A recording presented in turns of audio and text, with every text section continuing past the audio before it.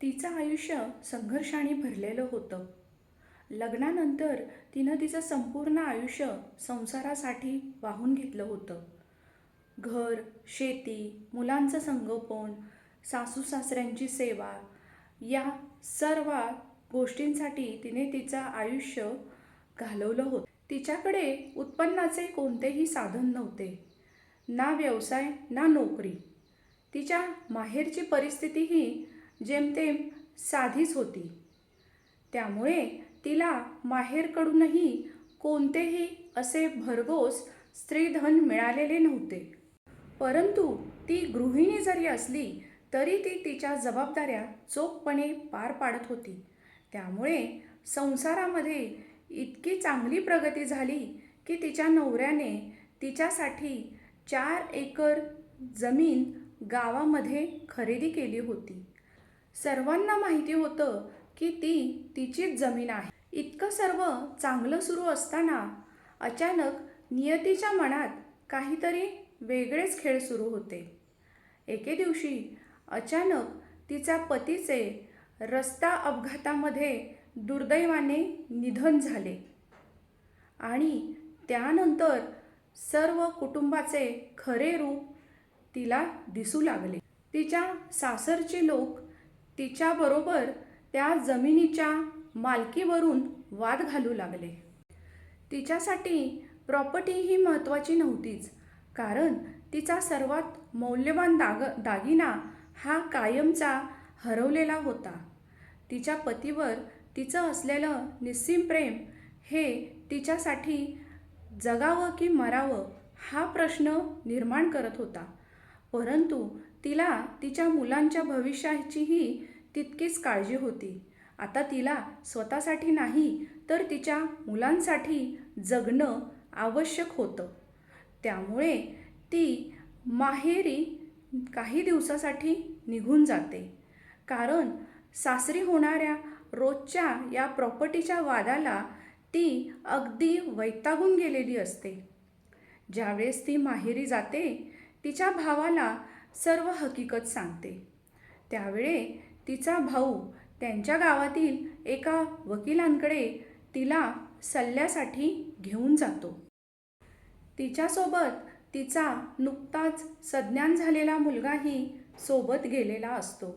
तो वकिलांना विचारतो, वकील साहेब, जमीन तर माझ्या आईच्या नावाने आहे. मग ती जमीन आईची होत नाही का? आई त्या जमिनीची मालक ठरत नाही का? त्यावेळेस वकील त्या महिलेकडे बघून तिला विचारतात, ताई, तुमचं यावर काय मत आहे? तुम्हाला याबद्दल काय सांगायचं आहे?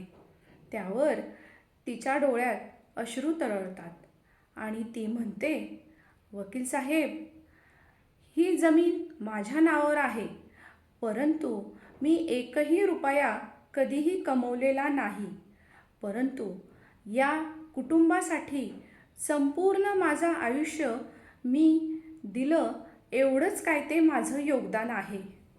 त्यावेळेस वकील म्हणतात, ज्या विधवा महिलेच्या नावावर मालमत्ता आहे तिच्याकडे स्वतःचे कोणतेही स्वतंत्र उत्पन्नाचे साधन नव्हते आणि तिच्या माहेरकडूनही कोणतेही स्त्रीधन मिळाले नव्हते.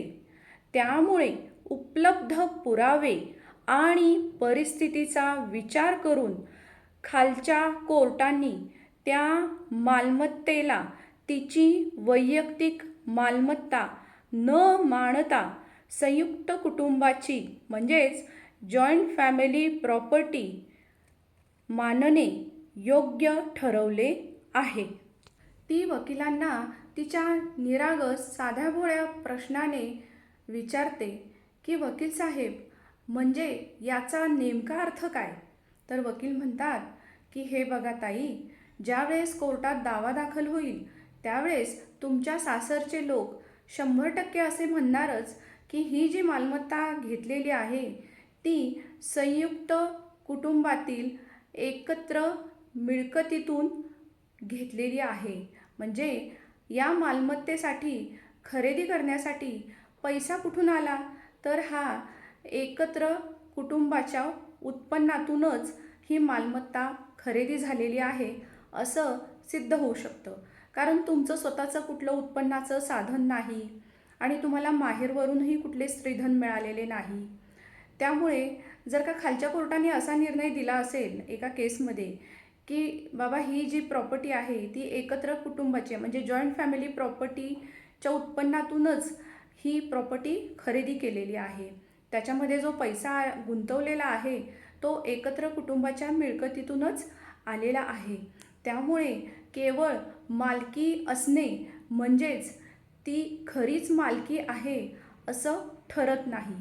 कोर्टामध्ये हेही पाहिलं जातं की त्या प्रॉपर्टीसाठी नेमके पैसे कशा पद्धतीने आलेत. त्यावर तिचा मुलगा वकिलांना म्हणतो, मग वकील साहेब, माझी आई इतके वर्ष कुटुंबासाठी राबली, दिवसरात्र तिने कष्ट केले आणि तरीही ती जमीन माझ्या आईच्या नावावर नाही. मग आईचं इतकं आयुष्य तिनं कुटुंबासाठी घालवलं, त्याचं काय, याचं उत्तर काय? यावर मीही निशब्द झाले. परंतु तुम्हाला याचे उत्तर मी काय द्यायला पाहिजे होते, मला नक्की कमेंट करून अवश्य सांगा. स्क्रीनवरती व्हॉट्सअप नंबर देत आहे, हा केवळ माझा व्हॉट्सअप नंबर आहे. योग्य कायदेशीर सल्ल्यासाठी कॉल बुक करू शकता. सल्ला फी आकारली जाईल. धन्यवाद.